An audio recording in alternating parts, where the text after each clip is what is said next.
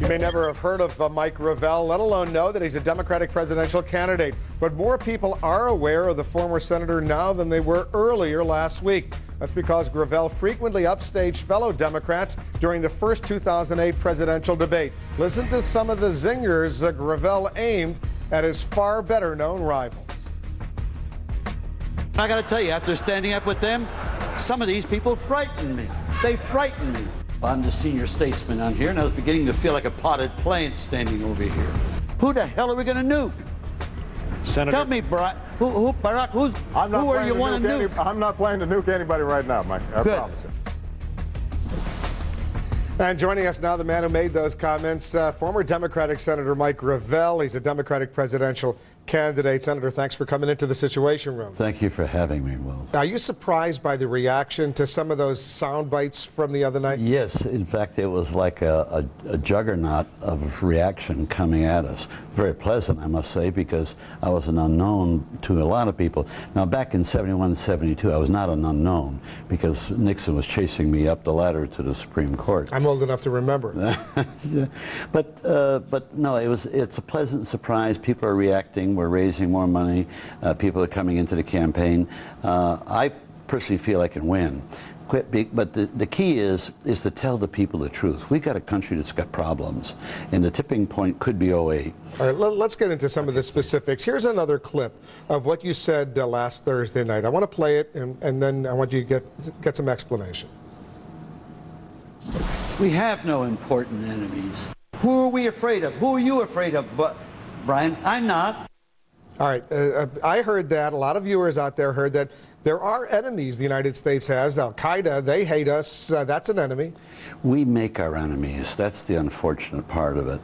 If you as a person, you don't have enemies. You may have people dislike you, but if you go hate them, they're going to be your enemies. If you do things to them, they're going to be your enemies. And so we have to approach world affairs as Americans equal to everybody else and treat them equally. And you'll find that we're not going to have as many enemies as we think we have. But Osama bin Laden... He's a nutcase, and if he could get snuffed out, no big deal. Won't miss him. You'd be in favor of killing him. Understand. I want to read to you what George Tenet, the former CIA director, writes in his new book. He says, I am convinced that this is where Osama bin Laden and his operatives desperately want to go. They understand that bombings by cars, trucks, trains, and planes will get them some headlines, to be sure, but if they manage to set off a mushroom cloud, they will make history. And he adds this, I do know one thing in my gut, Al-Qaeda is here and waiting. That's a chilling statement that they are patiently waiting, potentially, to unleash some sort of nuclear device in our country. It's my guess also that that's accurate, and it's frightening. And are we doing the right things to provide that not happen? I don't think so. What should we be doing? Well, our defense right now is set-piece war, putting people in the field. Now, the whole terrorism issue can be addressed with intelligence, and that's where the CIA doesn't do a good enough job, covert intelligence, and a global police action. War, the minute they started war, you're opening up the Pandora's box. Terrorism has been with us since the beginning of civilization. It'll be there a long time after we're gone. There's different types of terrorism. But Al-Qaeda is a serious situation, and we have to treat it seriously. And I don't think all the devices that we're doing are doing that. You agree with your fellow Democratic candidate, Dennis Kucinich, that it's time to impeach the Vice President of the United States? No. I don't. I think that, first off, it's not going anywhere. His impeachment articles. It's not going anywhere. You know, Pelosi's in charge of the House. Conyers I've met with. I have my own take on certain strategies that should be done, and I'll be releasing that in a month, piece of legislation. I think that they're not good strategists right at the moment. If Hillary Clinton, who's the front runner right now in all of the polls, gets the Democratic presidential nomination, could you support her?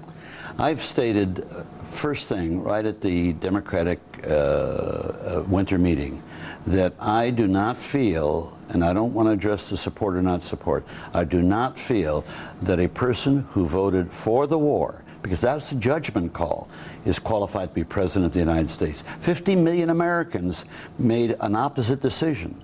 50 million Americans had better judgment than Hillary did. That doesn't make her a bad person. It's just that she doesn't have the judgment, in my mind, to be president. Because John Edwards, when he was in the Senate, voted for that resolution as well. So did Joe Biden and Chris Dodd. Dodd. Barack Obama was not in the Senate, but he did oppose it. Fine, but you know, Barack Obama may have some other holes someplace. I'm trying to find out, because you're still a long shot to get the Yes. presidential nomination. That's right. You're not very well known right now. If one of these other front runners gets the nomination, will you support them? I will be the nominee, and Wolf, you're helping that happen right now. Because you're on television. Correct. And explain the statement that you made right at the beginning of this interview when you said they frighten me. Oh, and hey, very, very serious, very serious. They have all made statements that with respect to Iran, everything is on the table. No options. That's code. That's code for nukes. Now, thank God, Cy Hirsch and some intelligence officer had the moral conscience to feed him the information to expose the plans of possibly nuking Iran. Now, they're going for nuclear devices because they're afraid of us, and they know that the only defense you can have is to get nukes. That's how the whole club started. Why do we have nuclear devices? For defense, and it's wrong. We got so many, we could nuke everybody in the world several times. One Trident submarine can hold the entire world hostage. So you're afraid of all these Democratic candidates, is that what you're saying? Well, I'm afraid that they're not using good judgment because there's nobody to nuke. Even if Al-Qaeda dropped a nuclear device in a suitcase somewhere, where are you going to go nuke? You're going to nuke half of Pakistan? You know, this is what people don't realize. When you're talking about, and we've started, this administration and part the last administration, we started an arms race in space. We're beginning an arms race with China and Russia right now. Putin is right. What in God's name are we putting devices in Czech and in Poland? Missile defense system. Well, and we're saying it's because of Iran. My God, we could have a submarine in the Persian Gulf and destroy all of Iran. So it's a race, and Putin, they feel insecure. So if you're president of the United States, what do? They'll be out. You destroy all U.S. nukes? No, I'm not foolish. No, we bring it down. We try to give example to the rest of the world that the world has to get off of nukes. But we could cut our nuke arsenal in half unilaterally, and it wouldn't affect one bit our capability to defend ourselves. Former Senator Mike Gravel wants to be president of the United States. Thanks for coming in. Wolf, thank you for having me. Sincerely so. 6 candidates now plan to attend the next big Democratic presidential debate. That's the one sponsored by CNN and WMUR-TV in New Hampshire, and the New Hampshire Union Leader on June 3rd in Manchester, New Hampshire. John Edwards, Joe Biden, Bill Richardson, Chris Dodd, Dennis Kucinich, Mike Gravel. They have all accepted our invitation. We're still waiting for a response from Hillary Clinton and Barack Obama.